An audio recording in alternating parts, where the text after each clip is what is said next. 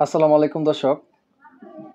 আজকে বাংলাদেশ জাতীয়তাবাদী দল বিএনপি 237টি আসনে তাদের প্রাথমিক সিলেক্টেড এমপি প্রত্যাশা ব্যক্তিদেরকে নামের তালিকা প্রকাশ করেছে। তাদের এই তালিকা প্রকাশের মধ্য দিয়ে আজকে যেন মনে হচ্ছে বাংলাদেশে নির্বাচনের আমেজ চলে আসছে। 2024 সালের ফেব্রুয়ারিতে আগামী ত্রয়োদশ জাতীয় নির্বাচন হওয়ার কথা রয়েছে। সব কিছু যদি ঠিকঠাক থাকে তাহলে আগামী ফেব্রুয়ারি 2024 সালে নির্বাচন হওয়ার সম্ভাবনা রয়েছে। আজকে বিএনপি তাদের কেন্দ্রীয়ভাবে 237টি আসনে তাদের প্রাথমিক ব্যক্তি তালিকা প্রকাশ করেছে। তার মধ্যে আছে বাংলাদেশের আলোচিত সমালোচিত একজন ব্যক্তি অ্যাডভোকেট ফজলুর রহমান, যিনি কিশোরগঞ্জ 4 আসন থেকে লড়বেন। তার নির্বাচনী এলাকা ইটনা মিঠামইন অষ্টগ্রাম। প্রিয় দর্শক, এই তো গেল কয়েকদিন আগেও জনাব ফজলুর রহমানকে বিএনপি থেকে কিছুদিনের জন্য বহিষ্কারাদেশ দিয়েছিল। এখন পর্যন্ত সেই বহিষ্কারাদেশ তুলে নেওয়া হয়েছে কিনা সেটাও জানি না। যাই হোক, তাকে 237 জন বিএনপি মনোনীত এমপি প্রার্থী তালিকার মধ্যে তিনিও রয়েছেন।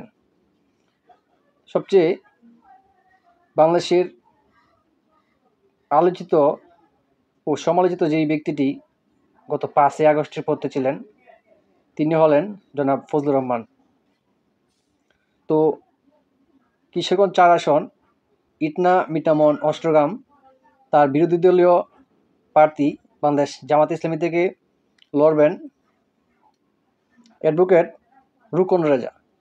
প্রিয় দর্শক, সামনের যে ত্রয়োদশ জাতীয় নির্বাচনটি অনুষ্ঠিত হতে যাচ্ছে, সেখানে বিএনপির পরিচিত মুখ এবং বাংলাদেশের একজন পরিচিত মুখ এবং তিনি মুক্তিযোদ্ধা, তিনি কি সামনের যে ত্রয়োদশ জাতীয় নির্বাচনটি অনুষ্ঠিত হবে সেখানে বাংলাদেশ জামাত ইসলামীর যে মনোনীত প্রার্থী আছেন জনাব রুকন রেজা, তাকে টেক্কা দিয়ে বিজয় চিনিয়ে আনতে পারবেন কিনা সেটি এখন সময়ের দেখা মাত্র।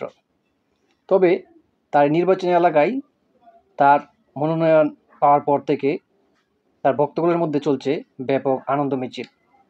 দেখা যাক আগামী ত্রয়োদশ জাতীয় নির্বাচনে জনাব অ্যাডভোকেট ফজলুর রহমান ও জামাত ইসলামের প্রার্থী জনাব অ্যাডভোকেট রুকন রেজা, তাদের মধ্যে কে চিনিয়ে নিতে পারে কিশোরগঞ্জ 4 আসনটি ইটনা মিঠামইন অষ্টগ্রাম। প্রিয় দর্শক, আপনাদের কিশোরগঞ্জ 4 আসনের যারা আছেন তারা অবশ্যই কমেন্ট করে জানাতে পারেন আগামী ত্রয়োদশ জাতীয় নির্বাচনে কে হতে যাচ্ছে কিশোরগঞ্জ 4 আসনের ভবিষ্যৎ এমপি।